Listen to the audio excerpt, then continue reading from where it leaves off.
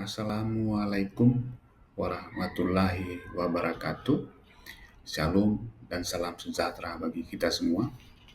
Yang kami hormati Ibu Rila Gantino dan rekan-rekan mahasiswa dan mahasiswi Universitas Esa Unggul.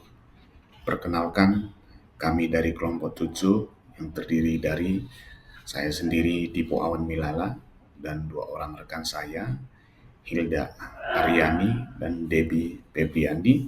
Pada kesempatan ini akan mempresentasikan akuntansi pajak daerah dan implikasinya terhadap pendapatan daerah. Latar belakang, pajak merupakan sumber pendapatan utama bagi pemerintah, baik pemerintah pusat maupun daerah. Seiring dengan otonomi daerah, pemerintah daerah diberikan kewenangan untuk mengelola pajak tertentu sebagai pendapatan asli daerah. Di antara jenis pajak daerah yang strategis adalah pajak bumi dan bangunan atau PBB, serta bea perolehan hak atas tanah dan bangunan atau BPHTB. Sejak diberlakukannya Undang-Undang Nomor 28 Tahun 2009, pengelolaan PBB dan BPHTB telah diserahkan kepada pemerintah daerah, sehingga akuntansi atas pajak ini menjadi objek penting dalam transparansi dan akuntabilitas keuangan daerah.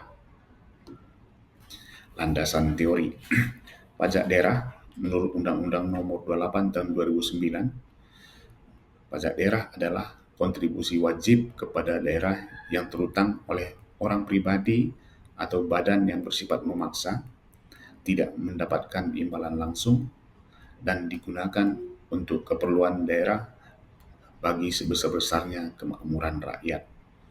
Pendapatan asli daerah merupakan pendapatan yang bersumber dari wilayah kewenangan daerah itu sendiri.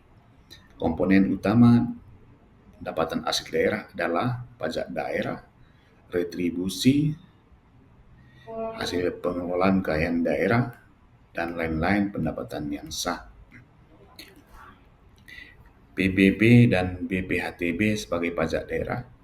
PBB dikenakan atas kepemilikan atau penguasaan atas tanah dan atau bangunan, sementara BPHTB dikenakan atas perolehan hak atas tanah dan bangunan seperti jual beli, hibah, waris, dan lainnya.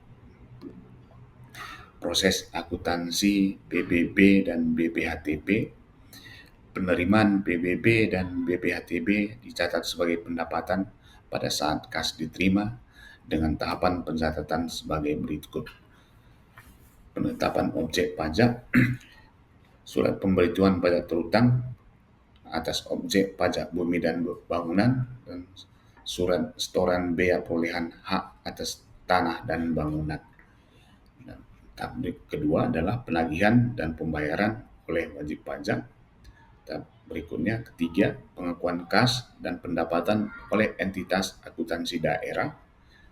Tahap berikutnya keempat, pelaporan pada laporan realisasi anggaran dan neraca daerah.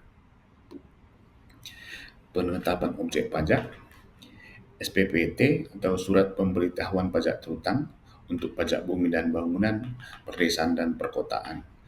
SPPT merupakan dokumen resmi yang diterbitkan oleh pemerintah daerah untuk besarnya pajak terutang atas objek pajak berupa tanah dan atau bangunan, ditetapkan setiap tahun untuk setiap objek pajak, mencantumkan data subjek pajak atau pemilik atau pengguna, dan objek pajak untuk luas tanah, luas bangunan, lokasi, NJOP, dan sebagainya.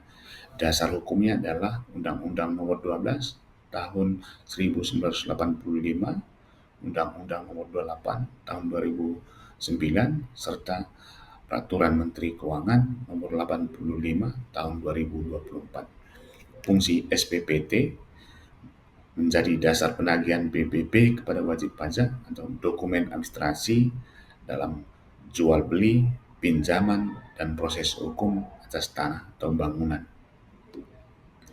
Penetapan objek pajak khususnya surat setoran BPHTB untuk biaya perolehan hak atas tanah dan bangunan.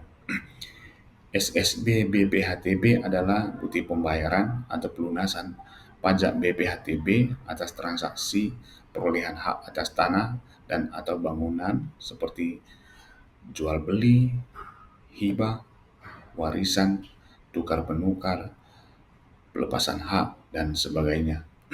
Fungsi dari SSB yang pertama merupakan syarat wajib dalam proses balik nama sertifikat di kantor pertanahan atau BPN menjadi bukti wajib pajak telah menyelesaikan kewajiban perpajakannya atas transaksi tersebut.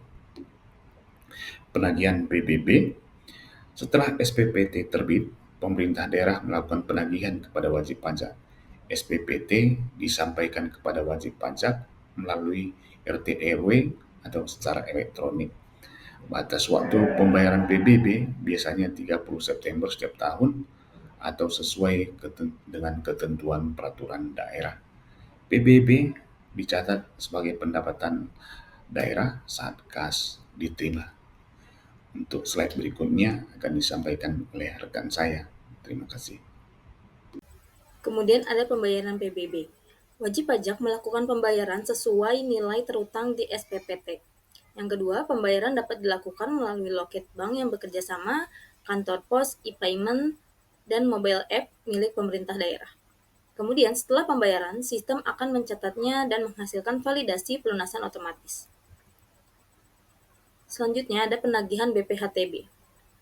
Penagihan bersifat transaksional dan insidentil. Setelah terjadi transaksi perolehan hak atas tanah dan atau bangunan, wajib pajak mengisi dan menyerahkan formulir SSPD atau SSB BPHTB. Kemudian pemerintah daerah memverifikasi dan menetapkan jumlah BPHTB terutang berdasarkan nilai pasar atau NJOP tertinggi. BPHTB dicatat sebagai pendapatan daerah pada saat pembayaran dilakukan dan dicantumkan dalam laporan realisasi anggaran. Selanjutnya ada pembayaran BPHTB. Wajib pajak melakukan pembayaran BPHTB ke bank yang ditunjuk menggunakan SSB. Pembayaran BPHTB merupakan syarat wajib sebelum balik nama di BPN. Sistem informasi BPHTB di daerah sudah terintegrasi dengan aplikasi pelayanan, pertanahan, dan perizinan. Selanjutnya ada pengakuan kas dan pendapatan. Entitas yang mencatat dan melaporkan transaksi ini adalah pertama ada Dinas Pendapatan Daerah atau Dispenda sebagai pengelola pajak. Kemudian ada Bendahara Umum Daerah atau BUD yang mencatat penerimaan kas dan menyusun laporan keuangan. Yang ketiga ada laporan akuntansi masuk dalam sistem SIPKD atau SIMDA Keuangan. Kemudian proses pengakuan PBB. Yang pertama, SPPT diterbitkan, yaitu dicatat sebagai potensi pendapatan. Kemudian jika WP membayar, maka kas masuk dicatat sebagai pendapatan di laporan realisasi anggaran dan piutang di neraca dikurangi. Kemudian jika sampai akhir tahun tidak dibayar, maka tetap dicatat sebagai piutang PBB dalam neraca daerah. Yang ketiga ada proses pengakuan BPHTB. Yang pertama, karena BPHTB bersifat transaksional dan benar dan sekali bayar, pengakuan pendapatan langsung saat kas diterima. Kemudian tidak lazim ada piutang BPHTB karena pembayaran merupakan syarat balik nama. Selanjutnya ini ada jurnal saat kas diterima, ada kas daerah di debit dan pendapatan PBB di sebelah kredit. Selanjutnya adalah implikasi terhadap pendapatan daerah. Peningkatan PAD dengan pengelolaan yang efektif, PBB dan BPHTB berkontribusi signifikan terhadap PAD. Stabilitas fiskal daerah. Penerimaan dari PBB dan BPHTB bersifat rutin dan berpotensi meningkat. Selanjutnya insentif dan inovasi. Daerah dapat menetapkan tarif progresif atau insentif untuk meningkatkan kepatuhan. Transparansi dan akuntabilitas, praktik akuntansi yang baik memungkinkan pengawasan dan pelaporan yang kredibel. Selanjutnya, tantangan dalam akuntansi dan pemungutan. Setiap tantangan sebenarnya di akuntansi untuk daerah itu sebenarnya untuk seperti peningkatan PAD. Ada beberapa tantangan dalam pemungutan itu mungkin banyak masyarakat yang belum terlalu peduli atau misalkan untuk pembayaran PBB maupun BPHTB itu untuk dalam sebenarnya itu adalah hal yang berkontribusi signifikan terhadap PAD. Nah, selanjutnya dan beberapa mungkin untuk insentif dan inovasi juga sama masih terhalang oleh di daerah tersebut mungkin belum semuanya patuh untuk atau setiap daerah belum punya tarif progresif atau insentif yang pasti atau regulasinya itu jelas seperti itu. Nah, terus untuk tantangan dalam akuntansi dan pemungutan lagi adalah keterbatasan SDM dan sistem informasi akuntansi. Yang kedua, basis data objek dan subjek pajak yang belum terintegrasi. Yang ketiga, rendahnya kesadaran wajib pajak. Yang keempat, ketimpangan distribusi nilai tanah bangunan dan antar wilayah. Kesimpulannya, akuntansi pajak daerah atas PBB dan BPHTB merupakan bagian penting dalam manajemen keuangan daerah.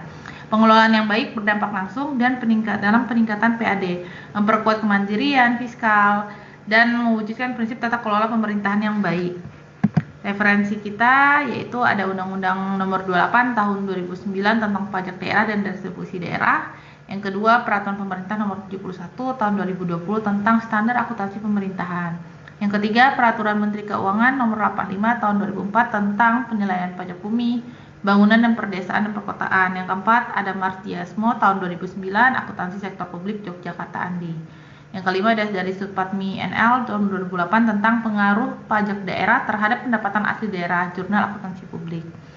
Dan yang terakhir ada referensinya itu Adi Sasmita R 2024 tentang keuangan pemerintah daerah atau penerbitnya Geraha Ilmu. Baik, sekian presentasi dari kelompok kami. Mohon maaf apabila ada kekurangan. Selamat pagi.